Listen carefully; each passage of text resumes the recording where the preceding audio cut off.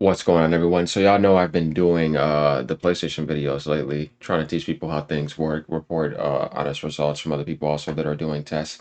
Today we're going to understand something very important. What's in the PS5 Pro, like what it doesn't have, and why it's AI upscaler. It's not a fully integrated AI upscaler. We're going to start off talking about what it doesn't have and what PC has and why it can't ever compete and why we're going to have to wait to PS6 for it to make a bigger jump. One, it doesn't have no tensor cores. What does this mean? You'll be ready. So a PlayStation 5 Pro does not have tensor cores. Remember how important this is. This is because tensor cores are a technology specific to NVIDIA GPUs. But we're going to talk about what AMD can have in fully integrated GPUs on their desktop.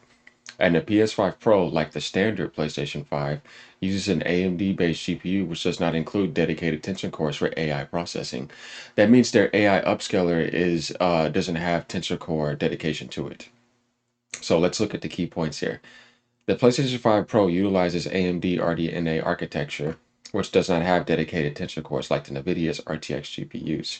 While the PlayStation 5 Pro doesn't have tensor cores, it does utilize its own AI upscaling technology, which we know to enhance visuals without relying on dedicated tensor hardware. But you want tensor hardware to be better. If you want to experience the benefits of tensor cores on a PC, you would need a NVIDIA graphics card with dedicated tensor cores enabled. So we're gonna explain that in a second. Basically, tensor cores also allows you to, like, this is why you see DLSS outperforming everything. It literally allows you to utilize the card way more efficient. Not only that, but remember that the PlayStation 5, just like the Xbox, are using APU chips. So we're going to explain why this is important too. An APU is a type of processor that combines the CPU and the GPU onto a single chip. Whereas like on PC, you could have a full-blown graphics card. Like if you pick a 4080 or 4090, it's half the damn size of a damn PlayStation 5. You wouldn't be able to fit that in there. But the thing about being able to fit that into a PC is that it gets its full-blown power up. It's like comparing a basic Saiyan to like a Super Saiyan level 2, you know what I mean? Or it's going Super Saiyan God if you got a 4090 or 4080. Just to kind of explain it in cool terms. But no, seriously, and it gets the full watts advantage because you could put like a 1,000 power watt supply or 1,200 in your PC and be able to fully utilize it to the highest power. Whereas the PlayStation 5, kind of like similar to a mobile or maybe a laptop, even laptops can be better, are limited on watts and limited because the chip is nowhere near as big in its full form that it could be. So it could never be as powerful and integrated like a desktop GPU. It's never going to happen. So when you have the NVIDIA full 4080 sitting there on 4070 and somebody's trying to say, or even the 4060, which the PS5 Pro is equivalent to in a sense because it doesn't have the full form of a 4060, right? With tensor cores in there, it's not going to be able to produce that and compete with DLSS. It's not happening. Another thing I'm going to explain, which is also very important, what it doesn't have is the PlayStation 5 Pro does not have an NPU.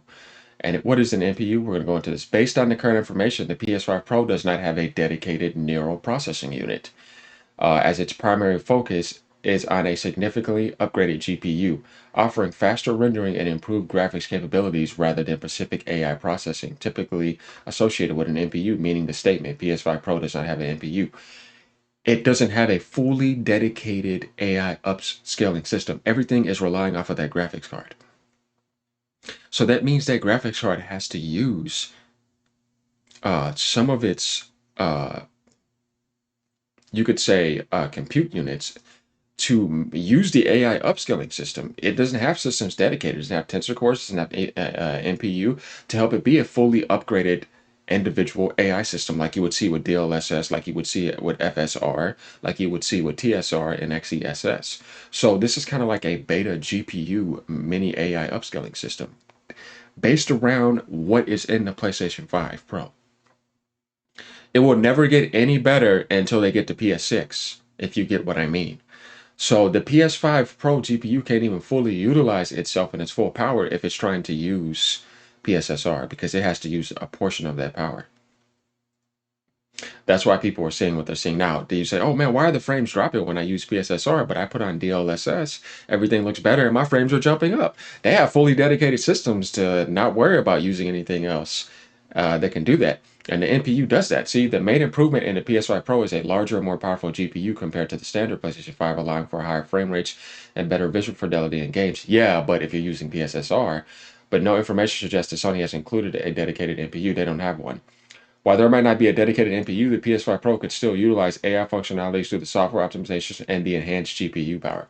So they needed that GPU power to use it. Whereas on a NVIDIA GPU, or even like a fully integrated card in a even on a laptop or a desktop, can use NPU. Now let's look at AMD cards, right? AMD cards have neural processing units, right? AMD's Ryzen AI is a processor platform that includes an integrated NPU. This AMD Ryzen AI Pro 300 series processors have a XDNA2 architecture that powers the NPU. You don't even need RDNA 3 or 4 to do that, and PlayStation 5 is still pretty much RDNA 2.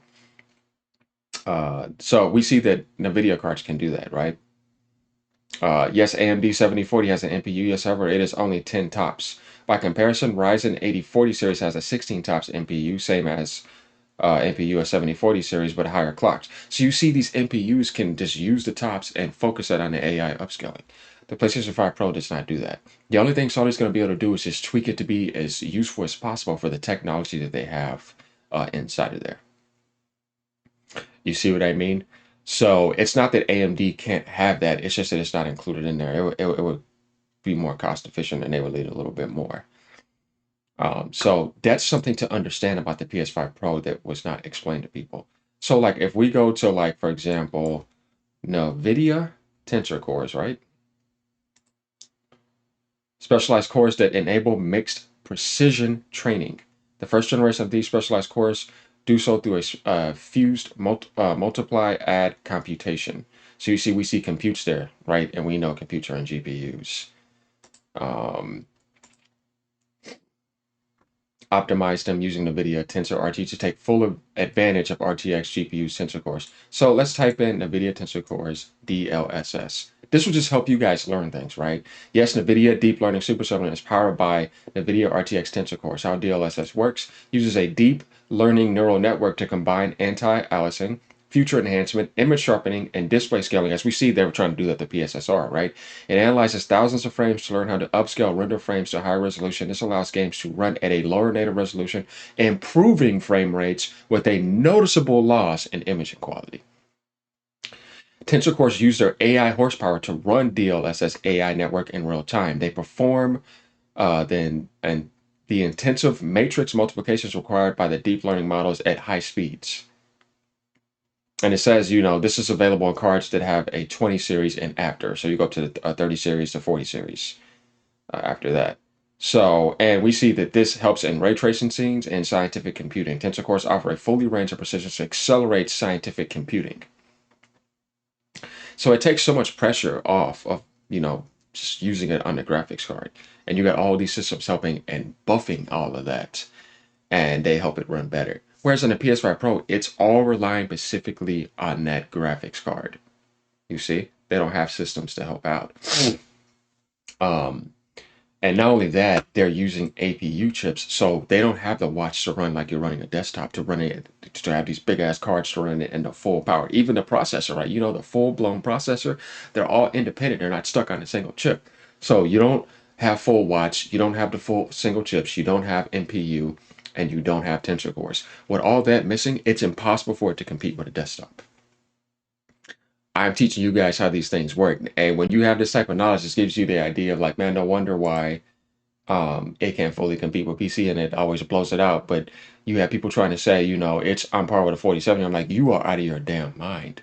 It ain't even on par with the 4060 and its full integrated form with the systems because it's not being used with all those other systems. So this will help you understand how consoles work. And this is not a downplay. This is just how things work. And I feel like this is a very educational video so that people could realize, because Sony's not telling you this, they should have, right? You got this little like short ass video when they revealed the Pro, right? Why didn't they go into full details like this, right? Well, this way you have individuals like me. So y'all give me that like, comment, and subscribe. Let me know what y'all think. Glad to share this type of information from you because I started to look deeply into this too because I really want to get more answers because if I want to do these videos, I want to get better at explaining things to people and helping them understand systems. Not hiding the knowledge from myself or anything, right? What's the point of that? No, it's better so people could make better choices. So there we have it, y'all. Today we looked into what NVIDIA cards use, what AMD cards use, right? And this gives people an idea. So we know AMD cards have NPUs in them. And we know that also, if we look at FSR 4.0, I don't know if you guys know about this, that's going to be around the corner. They're going to have some big systems that they're going to be adding in with this. So you see, they're going the full AI integrated route, integrated into the APU. You see that right there? RDNA3 AI compute units. There's going to be a lot of things coming with the FSR 4.0, and I'm just going to tell you right now, I think PSSR is going to take that fifth place. FSR 4.0 is going to make a jump. So DLSS is number one. Number two is probably a battle between TSR and XESS. XESS is Intel's AI upscaler, but the problem with that is that it's hard to universally use because it's specifically designed for Intel. And it's not that you can't use it on AMD, but not fully.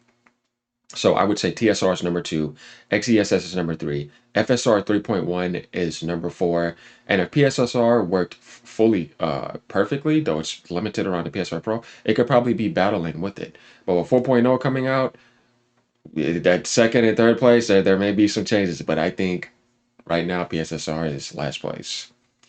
And Sony's gonna have to make some improvements. But there we go. Let me know what y'all think. All right, y'all have a good day. Peace out.